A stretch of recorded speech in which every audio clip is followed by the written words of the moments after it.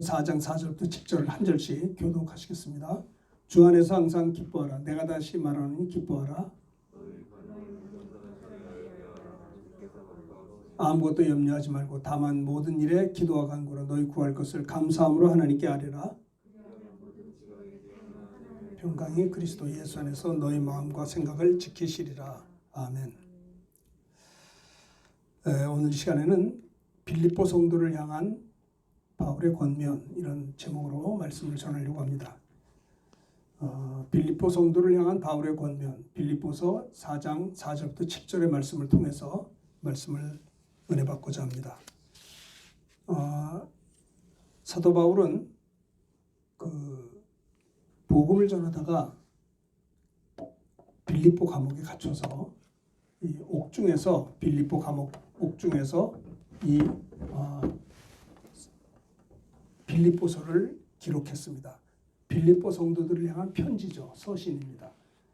어려운 상태에서, 좋은 상태가 아니라 감옥에 갇힌 그 열악한 상황 속에서 사랑하는 빌립보 성도들을 향한 바울의 편지, 바울의 권면, 이런 내용입니다.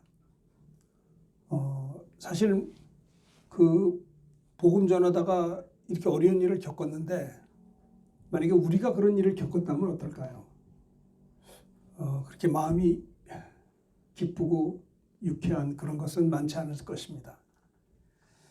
근데 이 빌립보서 1장부터 4장까지는 공통점이 뭐냐면 기쁨입니다. 기쁨. 사도 바울은 옥중에서도 주 안에서 항상 기뻐하라. 왜 주님 안에서 기뻐하라 했겠습니까? 첫 번째 권면은 주 안에서 항상 기뻐하라 그랬습니다. 그것은 예수님이 함께 하시기 때문에 기뻐한다는 겁니다. 아마 그가 옥중에서 고난 가운데서도 주님과 함께 하지 않았더라면 그에게 기쁨이 없었을 것입니다. 오늘날에는 기쁨이 사라진 시대 같아요.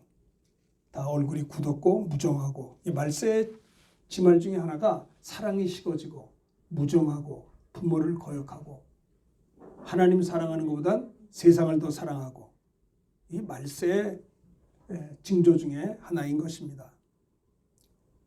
세상 쾌락을 하나님보다도 사랑하는 패역한 세대인 것입니다. 오늘날에 신기하게 우울증 환자가 굉장히 많습니다. 우울증 환자가. 이 OECD 36개국 가운데 자살하는 수가 우리가 불명예스럽게도 OECD 국가 36개 나라 중에 우리가 1등이에요. 하루에 37.5명꼴로 자살을 한답니다. 우리나라가. 하루에.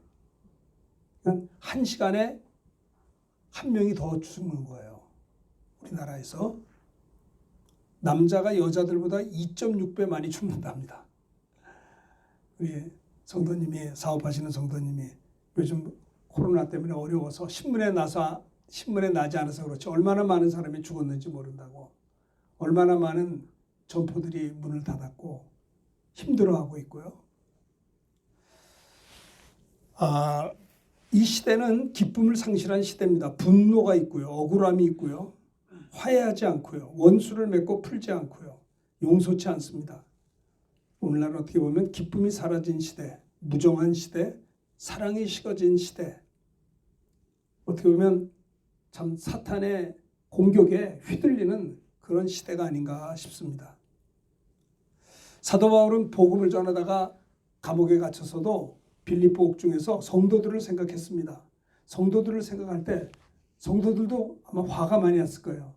우리 사도 바울을, 아무 죄도 없는 바울을 복음 전하고 능력을 행하다가 붙들려 얻어맞고 빌립보 감옥에 들어가는 것을 보고 여러 빌립보 성도들은 아마 속이 많이 상했을 것입니다. 그리고 그들 마음속에 참 원망과 이런 어떤 분노가 있었을 것입니다. 억울하잖아요, 너무. 그렇지 않겠어요? 그래서 그럼에도 불구하고 사도 바울은 빌립보 성도들을 향해서 제일 먼저 하는 말이 뭐냐면 주 안에서 항상 기뻐하라. 왜냐? 예수님이 함께 하신 것을 함께 하시기 때문에 우리가 기뻐하지 못할 이유가 없다라고 하는 겁니다. 4절에 보시면 그래서 주 안에서 항상 기뻐하라. 내가 다시 말하노니 기뻐하라 그랬습니다.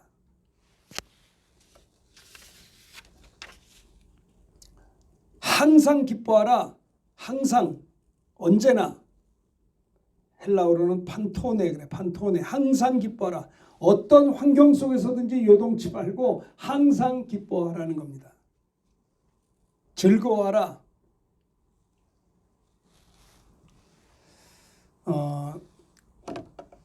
빌립보 2장 8절에도 보면요. 18절에도 보면 그 말씀이 있어요. 한번 다 같이 한번 이 빌립보 2장 18절을 읽겠습니다. 시작. 이와 같이 너희도 기뻐하고 나와 함께 기뻐하라. 사실 이 빌립보서를 쓴 그 자리가 빌립보 감옥이거든요. 그런데 빌립보 1장, 2장에도 이와 같이 너희도 기뻐하고 나와 함께 기뻐하라. 뭐가 기뻐요? 주님이 우리와 함께 하신다는 거예요. 우리는 주님의 사랑을 받은 자녀이기 때문에 어떤 환경이 우리의 기쁨을 빼앗아갈 수 없다는 거예요.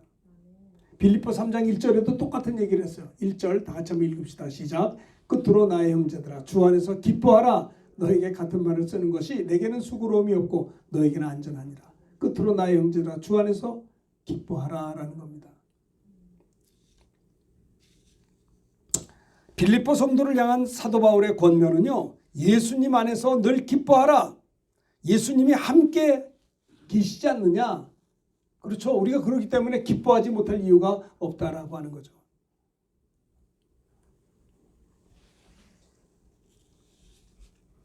우리가 주 안에서 항상 기뻐할 수 있는 것은 우리 주님이 어떤 상황 속에서라도 언제나 우리와 여러분과 여러분 당신과 나와 함께 해 주시기 때문에 우리는 주 안에서 항상 기뻐할 이유가 충분하다라고 하는 것입니다.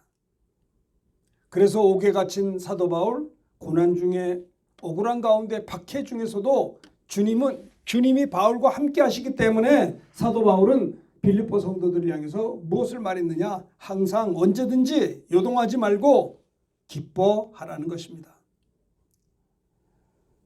시험 든 자의 특징, 병든 자의 특징은 얼굴에 기쁨이 없어요. 그리고 우리가 기쁨의 원인이 뭐냐? 기쁨의 근원이 뭐냐? 뭐 같아요? 내가 여러분들이 뭐 때문에 제일 기뻐합니까? 그게 여러분이에요. 연애하는 남녀 연인들은요. 자기 파트너를 보면 굉장히 기뻐요. 그게 그 사람이에요. 우리 기쁨의 근원이 무엇입니까? 사업하는 사람들은 돈을 벌어야 되잖아요. 그래야 책임 있게 할 거 아니에요. 어떻게 보면 돈이 그 사람의 기쁨의 근원인지도 몰라요. 어떤 사람을 좋아하면 그 사람이 내 기쁨의 근원이 될 수 있어요. 근데 어떻습니까? 사람도 내 곁을 떠나갈 날이 있어요. 물질도 왔다가 내 곁을 떠나갈 날이 있는 거예요. 우리 기쁨의 근원이 무엇이냐라고 하는 겁니다. 저는요. 제가 41년 전 1980년 2월 달에 그때 전도사였을 때 친구 전도사님이 저희 집에 와서 기도하다가 통성기도가 터지고 막 성령 충만을 받게 되고 그때 제가 처음으로 우리 친구 전도사님이 저를 위해서 기도해 준 덕분에 물론 하나님의 은혜지만 그때 막 방언 은사를 처음 받았어요. 그리고 기도가 끝났는데 30분 전 기도하기 전까지만 해도 그렇게 아팠던 이 위장병이 배가 뜨끔뜨끔 아파서 힘들었는데 깨끗이 나았어요. 그때 제가 정말 기쁨이 충만했던 게 뭐냐면 주님이 나와 함께 하시는구나 이거예요. 이거 다른 것보다도 병 고침을 받고 기도 응답을 받고 뭐 방언을 하고 이것도 감사하지만은 지금 주님이 나와 함께 하시는구나. 나 같은 사람의 기도도 들어주시는구나. 기도는 응답이 있구나. 주님은 살아계신 하나님이구나. 그 하나님이 전능하신 하나님, 창조주 하나님이 나와 함께 하신다는 거. 이게 얼마나 기쁜지. 아주 기쁨이 참 넘치고 넘쳤습니다. 그래서 그때부터 늘 기뻐하고 찬양했습니다. 세상의 어느 무엇과도 비교할 수 없는 기쁨이 뭐냐? 주님이 나와 함께 하신다는 것입니다. 여러분들이 문제가 있습니다. 기도했습니다. 병 들었습니다. 기도했습니다. 문제가 해결되고 병 고침 받다 봅시다. 병이 낫고 문제가 해결돼도 기쁘죠. 그런데 그보다 더 큰 기쁨은 뭐냐면 전능하신 하나님이 예수님이 우리와 함께 한다는 것입니다. 이보다 더 큰 게 어디 있겠어요. 바울은 감옥에서도 힘들고 정말 원망, 불평, 분노 왜 없겠어요. 짜증스럽고 아니 옥에 들어갔으니 그래도 바울이 기뻐할 수 있었던 것은 거기 그 안에서도 주님이 함께 하셨기 때문에 그런 기쁨이 가득했던 것입니다. 스데반 집사가 복음을 전하다가 돌에 맞아 죽으면서도 그때 성경은 그 얼굴이 천사 얼굴같이 빛났다고 했어요. 주님이 함께 하시기 때문에 그런 것입니다. 저희 어머니가 영두부 시장에서 30년 동안 양장점을 하셨어요. 그 옛날에. 그래서 우리 어머니는 늘 밖으로 나가서 이렇게 사업, 이렇게 가게를 봤어요.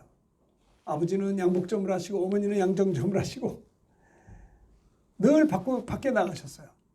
그래서 돈을 좀 많이 벌면 얼굴이 기쁨이 충만해요. 얼마나 좋아하시는지. 근데 교회에서는 그렇게 기뻐하는 것 같지 않았어요. 이상하다. 왜 교회에서는 이렇게 안 기뻐하시지? 우리 어머니는 돈을 그렇게 좋아하시나? 아니, 돈을 좋아하는 게 잘못된 건 아닙니다. 주님보다도 우선순위가 돼서는 안 된다라고 하는 겁니다. 그렇죠? 여러분들은 주님이 여러분들의 기쁨의 근원이 되시기를 주의 이름으로 축원합니다. 뭐 때문에 기뻐하냐 이 말이에요.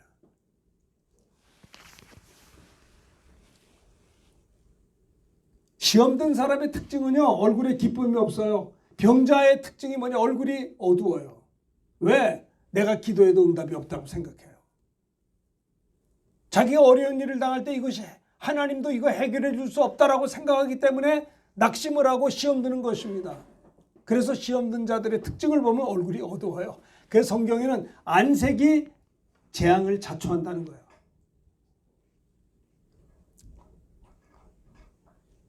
미국이 뭐 다 전부 다 좋은 것은 아니겠습니다만은 제가 26년 전인가 7년 전에 처음 집회를 하러 갔을 때 제가 깜짝 놀랐던 것은 뭐냐면 길에서 이렇게 걸어가다 보면 사람들이 먼저 인사를 해요.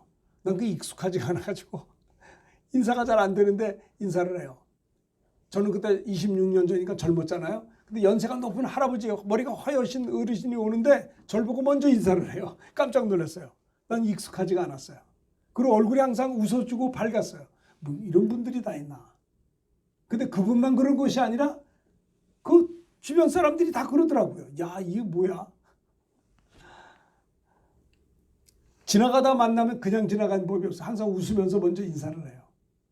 익숙하지가 않았어요. 근데 제가 미국에서 한 3주 정도 집회했었거든요. 2주, 첫 주, 1주, 2주, 3주, 3주째 했는데 3주 정도 거기서 살다 보니까 집회하면서 저도 거기에 동화가 되었어요. 근데 굉장히 좋더라고요. 서로 밝고 맑고 하니까. 출발 자체가 성경적인 바탕이어서 그런지 몰라도 어쨌든 간에 우리가요, 제일 중요한 것은 기쁨이 있어야 되는 것입니다. 기쁨이 깨지면요, 마음이 상하고 어둡고 병들고 그러는 것입니다.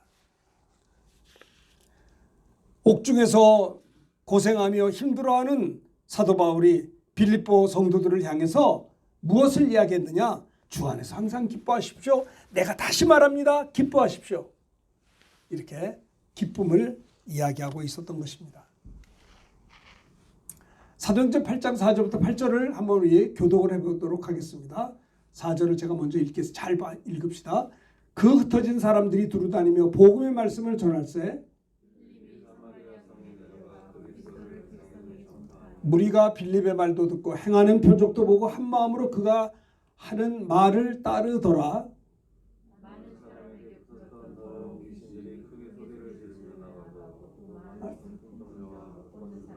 8절 다 같이 합니다. 그 성에 큰 기쁨이 있더라. 자, 보세요. 흩어진 사람들이 왜 흩어졌냐면 성령 충만함 받은 사도들과 제자들이 복음을 전할 때 많은 사람들이 예수 믿고 구원받으며 안전맹이가 일어나고 놀래가지고 사람들이 몰려들었을 때 사도 바울이 이 사람들아, 우리의 경건과 능력으로 이 사람이 일어나 걸어간 것처럼 우리를 왜 주목하느냐? 너희가 십자가에 못 박아 죽인 예수를 우리 하나님이 살리셨고 그 부활의 주님이 우리 안에 계심으로 예수의 이름으로 이 사람이 온전하여 걸어가게 됐느니라. 이 예수님이 누구냐? 하나님의 아들이며 우리들이 그토록 기다렸던 그리스도 예수다, 구세주다라고 전했을 때 사도행전 4장 4절에 보면 안전매가 일어난 그 놀라운 광경을 보고 솔로몬의 강에 모였던 5천 명의 사람들이 베드로의 설교를 듣고 예수를 믿게 된 거예요. 그리고 3천 명, 5천 명 예수 믿고요. 또 초대교회가 세워지면서 서로 모여서 모이기를 힘쓰고 사도의 가르침을 받고 서로 사랑하고 서로 떡을 떼며 서로 격려하며 하나님을 찬양하며 복음을 전하며 구원받는 자가 많이 늘어났어요. 예루살렘이 소동하기 시작했어요. 복음을 전하니까 많은 사람들이 구원을 받게 되었어요. 그러니까 마귀가 가만히 있겠어요? 그때부터 핍박이 가득했어요. 베드로에게 말합니다. 내가 어떻게 이렇게 말을 하냐? 다시는 예수의 이름으로 말하지도 말고 가르치지도 말라고 하니까 사도 베드로가 그 자기를 박해하는 자들을 향해서 하나님 앞에서 너희 말 듣는 것이 옳은가? 하나님 말씀 듣는 것이 옳은가? 너희가 판단하여 보라. 우리는 보고 들은 것을 말하지 아니할 수 없노라 하면서 거침없이 사도 베드로가 힘있게 복음을 전하니까 사람들이 놀라는 거예요. 저 사람이 많이 배우지 못한 사람이고 평범한 사람인데 어떻게 저렇게 말씀을 전할 수 있는가? 베드로를 비롯해서 사도들이 막 복음을 전하고 예루살렘이 막 복음화가 되기 시작하니까 사탄이 가만히 있지 않아요. 그래서 그때 박해가 났는데 복음 전하는 사람들을 붙잡아 감옥에 가두고 핍박하고 하니까는 사도들이 다시 모여서 기도합니다. 제자들이 모여서 아버지여 저들의 위협함을 하감하옵시고 종들로 하여금 거룩한 종 예수의 이름으로 기사와 표적이 일어나게 하옵시고 그들이 뜨겁게 기도할 때 모인 자리가 진동하더니 모두 다 성령의 충만함을 받아서 담대함으로도 복음을 전했다고 했어요.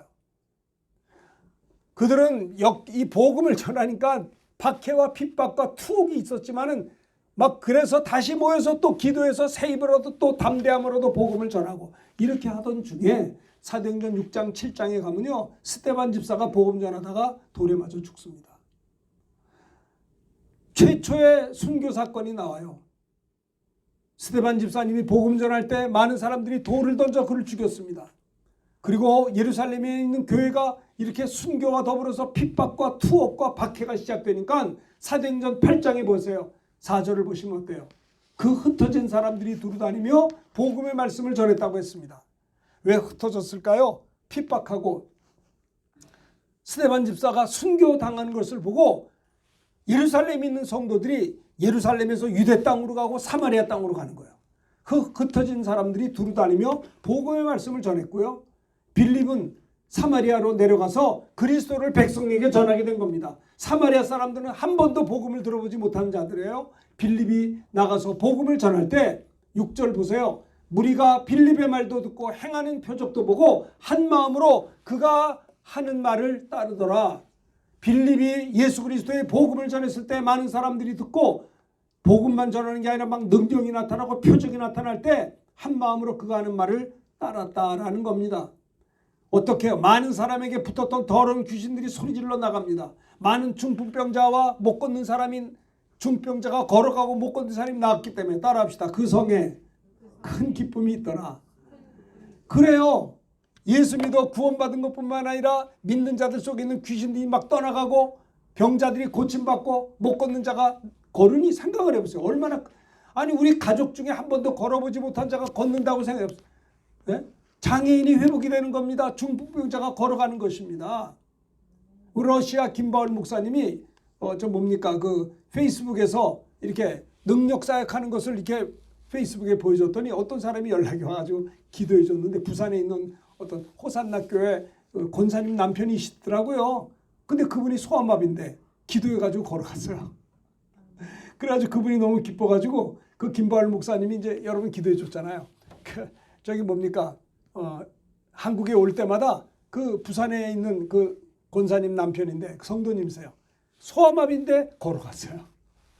기쁨이 충만해서 저한테 우리 집에 계셔가지고 저한테 연락해서 목사님 주소가 있는데 가르쳐줬더니 거기 막 김하고 멸치를 얼마나 박스를 무거워. 아이고 우리가 그 보관할 데도 없는데 목사님한테 가져가셔 그랬더니 다음에 올 때까지 보관해달래요. 아니 그걸 내가 우리도 그 뭐 냉장고도 조그만데 그거를 참 다 빼놓고 그거 썩을까봐 갖다 해놨어요. 네? 무슨 뭐 선교사님한테 좀 그 이제 뭐 이렇게 준 건 좋은데 이거 무거운 짐이 여기에 또 완전히 큰 기쁨이 있었다는 거예요. 우리가 구원받은 기쁨, 기도 응답받은 기쁨, 사업하다가 힘들었는데 부르짖어 기도하는데 하나님이 도와줄 때 돈 벌어서 기쁜 거예요? 아니요. 하나님이 함께하기 때문에 기쁜 거예요. 마가복음 16장 15절부터 20절에 보면 너희는 온 천하에 다니며 만민에게 복음을 전파하라. 믿고 세례받는 자들은 구원을 얻을 것이요 믿지 않는 자들은 정죄를 받으리라. 또 믿는 자들에게는 구원만 받는 것이 아니라 이런 표적이 따르니 곧 저희가 내 이름으로 귀신 쫓아내며 새 방언을 말하며 뱀을 집어올리며 무슨 독을 마실지라도 해를 받지 아니하고 병든 자에게 손을 얹은즉 나으리라고. 믿는 자는 구원만 받는 게 아니고요. 이런 표적이 나타난다는 거예요. 예수의 이름으로 귀신이 떠나갑니다. 요즘에 귀신 들린 사람이 얼마나 많아요. 여러분 옛날에는요. 요즘에는 왜 이렇게 간첩이 없나요? 안 잡는 건지 난 뭔지를 모르겠어요. 안 내려오시나? 옛날에는 우리 어렸을 때는 뭐 잔악계나 무슨 불조심이 아니고 뭐 간첩들 신고하라 뭐 그게 많았었어요. 특히 간첩이 많이 잡혔어요. 무장공비도 내려온 적이 있었다고 우리 어렸을 때 무섭더라고요. 막 그냥 아무 동네로 내려왔으니 밖에 나가지 마시오. 와. 이 북한의 그 공비들이 얼마나 내려왔는지 몰라요. 간첩들도 막 난파했는데 요즘은 안 내려오는지 모르겠어요. 뭔지 모르겠는데 만약에 이 방화동에 간첩이 왔다고 합시다. 그러면 어떻게 해요?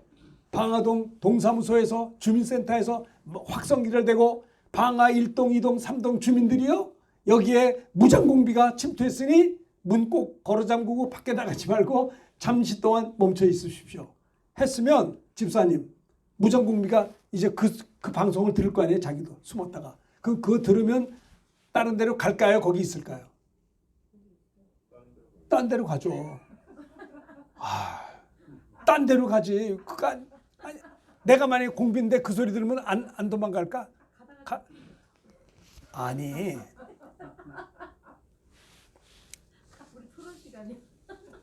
그 대답이 참 고약하네. 이게요.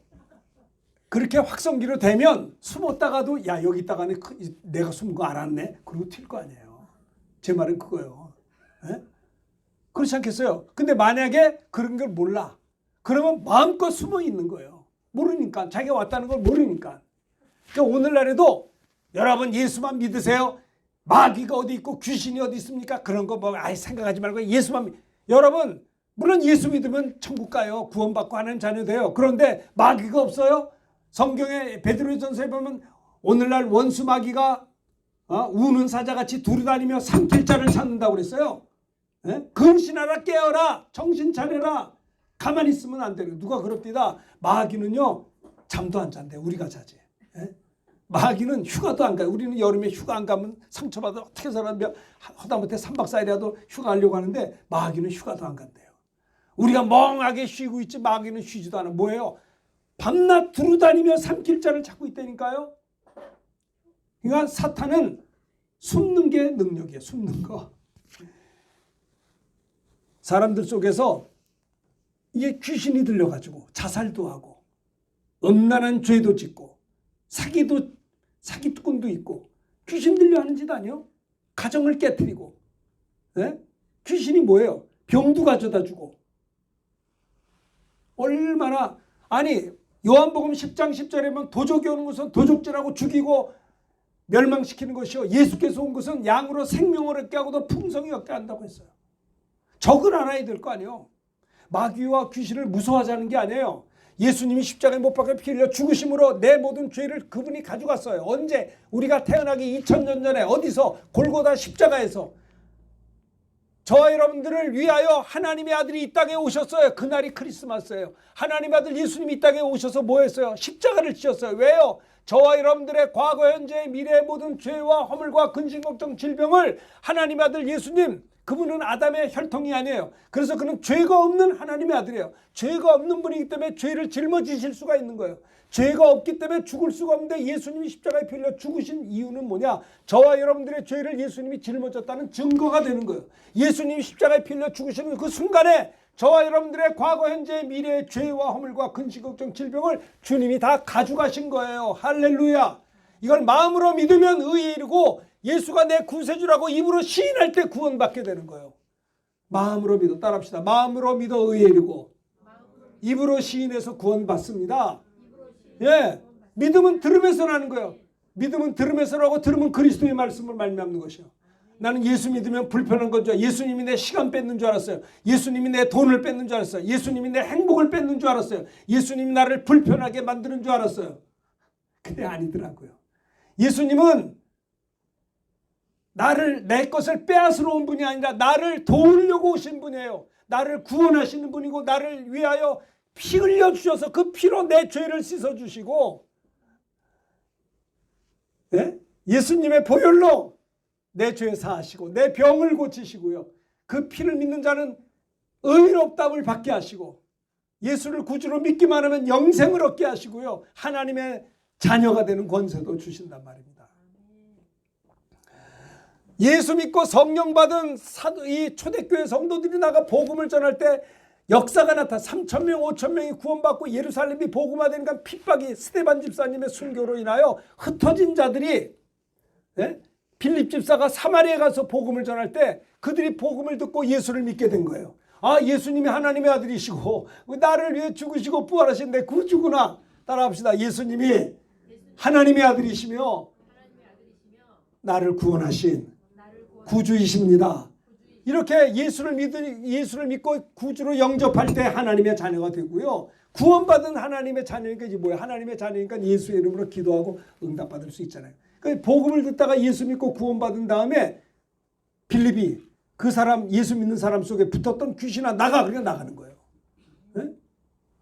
그리고 병든 자가 고침받을 자, 병이 떠나가, 중풍병자가 걸어가는 겁니다. 못 걷는 자가 걷는 거예요. 그러니까 그 성에 큰 기쁨이 있었다는 겁니다. 사도 바울은 이런 기쁨이 있었기 때문에 그 억울하고 힘들었던 감옥이 그 사람의 기쁨을 빼앗아갈 수가 없었다라고 하는 것입니다.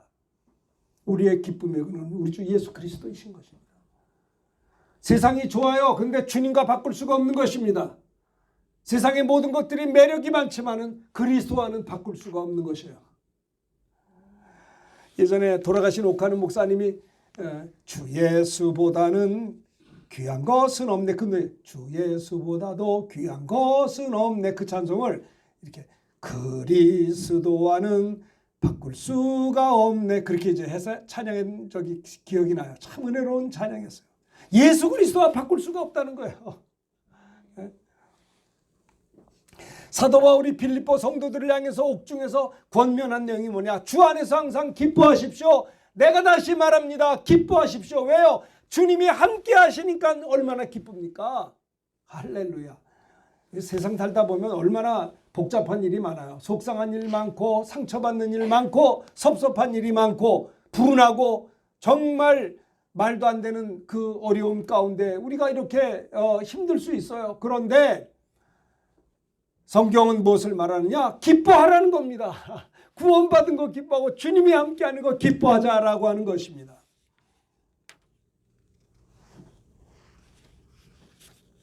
우리 주님이 함께하심을 정말 지난주 월요일, 화요일, 수요일 날 예배당에 새벽 기도할 때 막 부르짖어 기도했어요. 성도들을 위해서 기도했어요. 힘들고 어려운 분들을 기도하는데 아이고 생각지도 못하는 응답을 막 주시는데 너무 좋더라고요. 잘 되니까 좋잖아요. 좋은데 잘 돼서도 좋지만 우리 기도에 응답하신 그분, 나와 함께 하시는 그분 때문에 더 기뻤어요.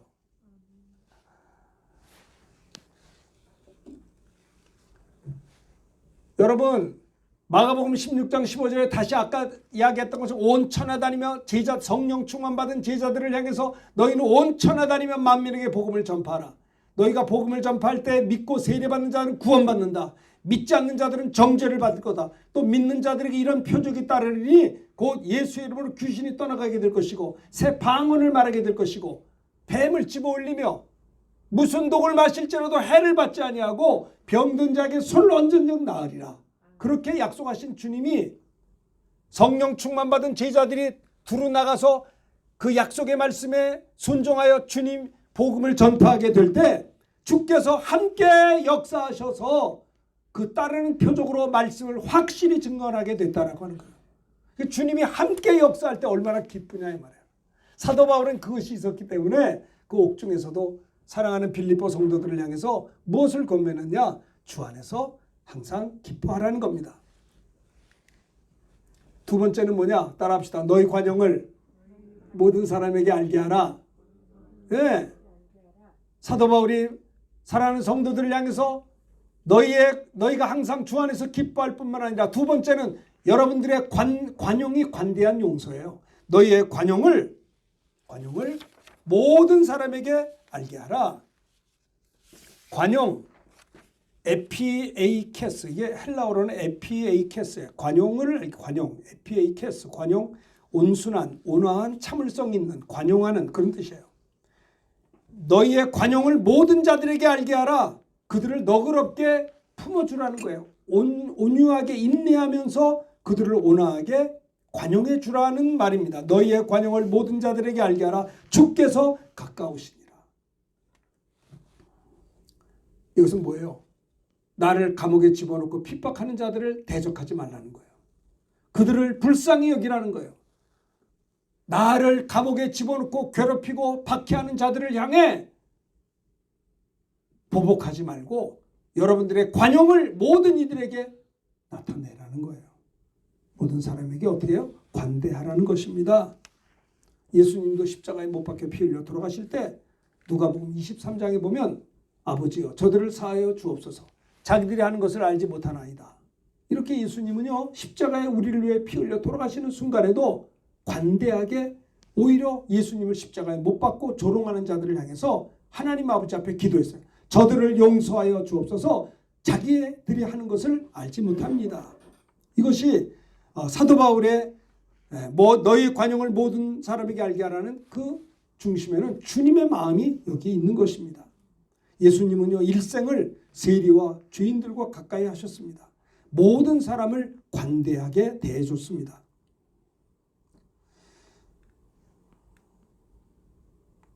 그래서 우리들은요 참 북한이라든지 중국이라든지 일본이라든지 이 세계의 나라들은 얼마나 우리를 힘들게 했습니까? 일본도 북한도 중국도 그렇죠?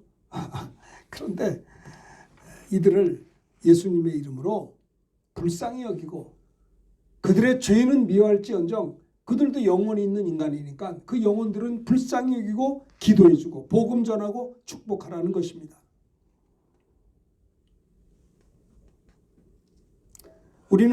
우리가 형제를 용서할 수 있는 것은요 주님의 용서를 우리가 받았기 때문에 함께 나누는 것이고요. 우리가 옆에 사람을 사랑하는 것은 내가 사랑받을 수 없는 내가 주님의 십자가 보혈의 사랑을 받았기 때문에 그것을 나누어 주는 것이다라는 겁니다. 그래서 로마서 12장 14절부터 21절 우리가 잘 아는 말씀이죠. 지난번에 된 건데 한번 교독해 봅시다. 자, 여기 보세요. 자, 여기를 보시고 교독합니다. 너희를 박해하는 자를 축복하라. 축복하고 저주하지 말라. 예, 서로 마음을 같이하여 높은 데 마음을 두지 말고 도리어 낮은 데 처하며 스스로 지혜 있는 채 하지 말라. 할 수 있거든 너희로서는 모든 사람과 더불어 화목하라.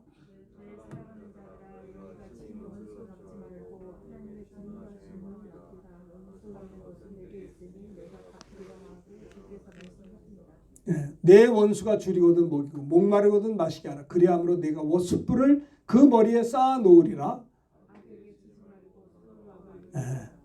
로마서 12장 14절부터 21절은요 성도들의 대인관계를 이야기하는 겁니다. 너희가 너희를 사랑하는 자만 사랑하면 그것이 무슨 사랑이 있느냐. 이건 이방인들도 그렇게 하지 않느냐. 그렇죠? 우리가 우리를 사랑하는 자는 예수 안 믿는 사람들을 사랑할 수 있는 거예요. 그런데 그러지 말고 그러지 못한 자들까지도 불쌍히 여기라는 거예요. 주님의 마음을 너희 안에 이 마음을 품으라고 그리스도 예수의 마음이니 그랬어요. 너희를 박해하는 자를 축복하라. 쉽지 않겠죠? 이렇게 하면 하나님이 역사하십니다. 쉬운 건 아니에요. 그런데 주님의 명령에 순종하면 역사가 나타나는 거 아세요?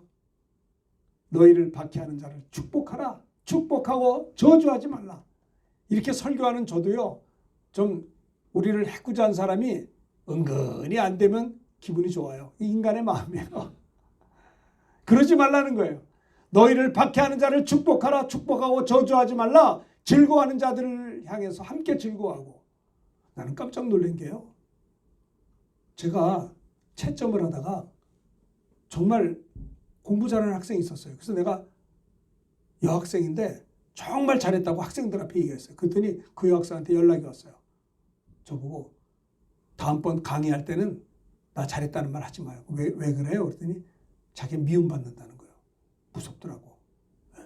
따라합시다. 즐거워하는 자들과 함께 즐거워하고. 남이 잘 될 때 박수 쳐주면 안 되나요? 성경은 그걸 얘기하고 있어요. 사탄은요, 사람과 사람 사이가 깨지길 바라요. 즐거워하는 자들을 향해서 시기 질투하게 하고, 우는 자들과 함께 우는 게 아니라 우는 자들을 보고 아, 저 사람이 잘못되니까 난 더 잘 되겠구나. 우는 자들과 함께 울라는 거예요. 서로 마음을 같이하여 높은 데 마음을 두지 말고 도리어 낮은 데 처하며 스스로 지혜 있는 체 하지 말라. 아무에게도 따라합시다. 악을 악으로 갚지 말고 모든 사람 앞에서 선한 일을 도모하라. 여러분 이럴 때 하나님이 여러분 축복하실 줄로 믿습니다. 네? 할렐루야. 네. 아시겠어요? 말씀에 의지해서 악을 악으로 갚지 말고요. 모든 사람 앞에 선한 일을 도모하십시오. 따라합시다. 할 수 있거든 너희로서는 모든 사람과 더불어 화목하라. 예, 화목하라는 거예요. 마귀는 사람과 사이를 이간하고 갈라지게 하나 할 수 있거든 너희로서는 모든 사람과 더불어 화목하라. 그 다음에 19절이 참 귀한 내 사랑하는 자다 너희가 친히 원수를 갚지 말고 하나님께 맡기라는 거예요. 하나님이 하시겠다는 거예요. 왜 내가 해요? 공의로우신 하나님이 한다니까요. 나는 그걸 축복만 하는 거예요. 그리고 그러나 하나님께서 보시고 하나님이 하신 걸 어떻게 할 수가 없잖아요. 네?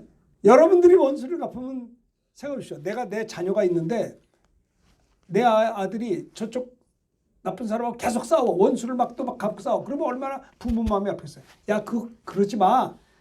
너는 그 사람한테 잘하기만 해. 내가 할게. 그런 뜻이에요. 하나님이 하시겠다는 거예요. 하나님이 하는데 내가 해버리면 하나님이 할 게 없어요. 하나님은 공의롭게 하실 것입니다. 실수함이 없이. 우리를 사랑하기 때문에 사랑하는 여러분들이요. 여러분들이 친히 원수를 갚지 말고 하나님께 하나님의 진노하심에 맡기라. 원수 갚는 것이 내게 있으니 내가 갚으리라고 주께서 말씀하시고. 얼마나 감사해요. 얼마나. 예? 우리가 해야 될 일은 뭐냐. 여러분의 원수가 줄이거든 먹여주시고 목마르거든 마시게 하라. 그리함으로 내가 그 숯불을 머리에 쌓아놓으라. 악에게 지지 말고 선으로 악을 이기라. 아멘. 이렇게 하시라. 이럴 때 마음에 평화가 옵니다. 이거 순종하면 하나님이 주시는 평화, 마음의 평강, 세상에서 얻을 수 없는 평강이 내게 임한다니까요. 기가 막힌 겁니다. 사도 바울은 옥에 갇혀서 빌립보 성도들에게 권면하기를 주 안에서 기뻐하십시오. 왜? 주님이 함께하기 때문에 기뻐하십시오. 하나님이 역사할 겁니다. 그리고 여러분들의 관용을 모든 사람에게 알게 하십시오. 주님이 가까이 오실 겁니다. 모든 사람에게 대해서 보복하지 말고 관대함으로 대하라는 것입니다. 세 번째는 뭐냐? 따라합시다. 너희의 관용을 모든 사람에게 알게 하십시오. 그 세 번째 다시 미안합니다. 그 두 번째, 그 세 번째 따라합시다. 모든 일에 감사함으로 간구하십시오. 첫째는 주 안에서 항상 기뻐하세요. 내가 옥에 갇혔다고 속상해하지 말고 우리 주님이 함께 하시는 것 때문에 기뻐하십시오.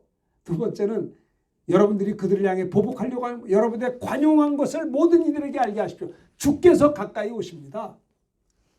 세 번째는 모든 일에 감사하며 간구하십시오. 빌립보 성도들이 뭐가 감사해요? 우리 선생님이 옥에 갇혔는데 뭐가 감사해요? 로마서 8장 28절에 보면 하나님을 사랑하는 자 곧 그 뜻대로 부르심을 입은 자들은 모든 것이 합력해 선을 이룬다고 그분이 약속하셨어요. 아시겠어요?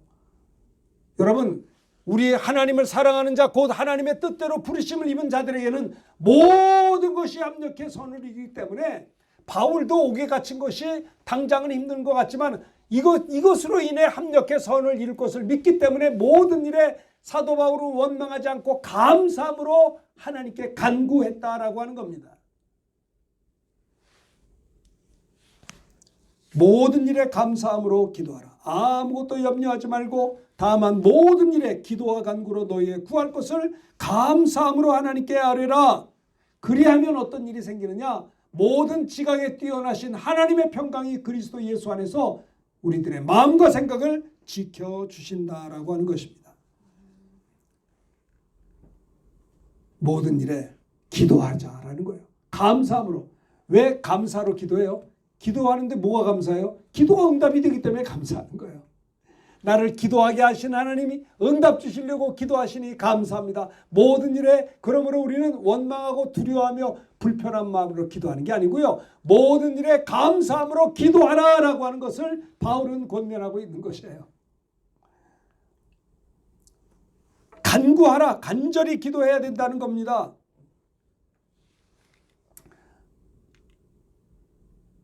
시편 기자에도 보면 내가 여호와께 간구하며, 창세기 32장에도 보면 에서가 야복 나루에서 내가 주께 간구하오니 간절히 기도했다는 겁니다. 하나님이 응답하실 때까지 간절히 간구했다는 것이죠. 창세기 32장에도 보면 내가 주께 간구하오니 내 형의 손에서 에서의 손에서 나를 건져내시옵소서. 그렇죠? 마태복음 14장에도 보면 간구하는 자들이 있었습니다. 자, 34절부터 36절 교독합시다. 그들이 건너가 게네사렛 땅에 이르니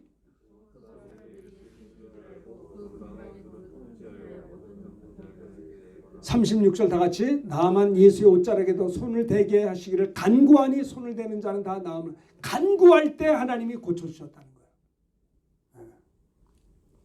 우리는 사람들이 기도하되 감사함으로 간구하는 거는요, 내 기도가 응답될 것을 믿고 그래서 감사함으로 기도하게 해주시는 하나님의 감사함으로 간구할 때 하나님이 응답. 여기도 간구할 때 손을 대는 자마다 다 나음을 얻었다라고 하는 겁니다. 간구는 간절한 기도, 절박한 기도, 심령이 가난함으로 하는 기도, 항상 하나님만 바라보는 간구다, 간절한 기도다라고 하는 겁니다. 다니엘도 사자굴 위기 속에서 감사함으로 간구할 때 사자가 다니엘을 삼키지 못했어요. 여러분, 오늘 우리 주님도 기도하시는 주님이세요. 예수님도 겟세마네 동산에서 얼굴을 땅에 대고 땀이 떨어지는 핏방울과 같이 예수님도 기도하시는 주님이셨어요. 예수님도 십자가를 앞에 놓고 겟세마네 동산에 기도하시고 응답받고 십자가를 질 수가 있었던 것이에요. 예수님은 하나님이지만 예수님이 육신을 입고 있는 동안에 예수님은 기도하며 사셨어요. 새벽 오히려 미명의 한적한 곳에 가서 하루 일과를 시작하기 전에 기도하셨던 주님이셨어요. 제자들을 부르기 전에도 먼저 제자 선택하기 전에 밤이 맞도록 산에서 기도하셨던 주님이세요. 십자가를 앞에 놓고 히브리서 5장 7절에 보면 심한 통곡과 눈물로 기도와 간구를 올렸고 그의 경외하심을 인하여 아버지께 들으심을 얻었다고 그랬어요.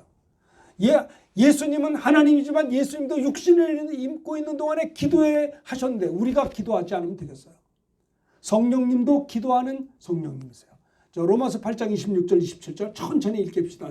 다 같이 두 절 함께 읽습니다. 시작.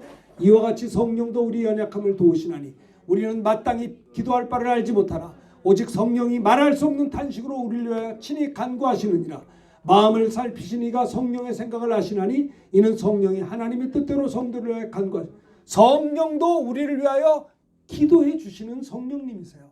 예수님도 우리를 위해 기도해 주셨고요. 성령님도 기도하시는 주님이셨어요.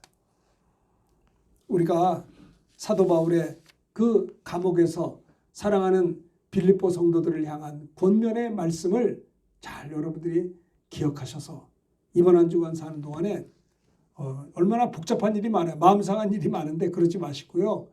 여러분들을 우울하게 만들고 잡념을 넣어다 주고 마음 상하게 하는 건 사탄의 역사입니다. 쫓아내야 돼요. 하나님이 우리에게 주는 건 두려워하는 마음이 아니에요. 오직 사랑과 능력과 근신하는 마음이라고 했어요. 두려운 마음, 하나님이 우리에게 주는 것은 두려워하는 마음이 아니다라는 거예요. 마귀가 주는 거다 이 말이에요. 그래서 샬롬, 평안, 평강을 주님이 우리에게 주시는 겁니다. 그래서 우리는요, 주 안에서 항상 기뻐하셔야 돼요.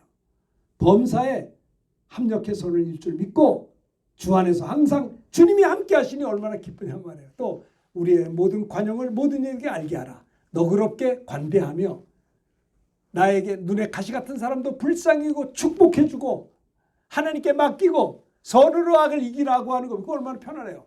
아니 원수 가운데 내가 혈기내고 싸우면 나도 불편해요. 싸움은 했지만 평강이 없어요. 그러나 그걸 하나님께 맡기고 그를 불쌍히 여기고 목마르거든 마실 걸 주고 줄이거든 먹을 걸 주고 그 머리에 숯불을 쌓아 놓으리라.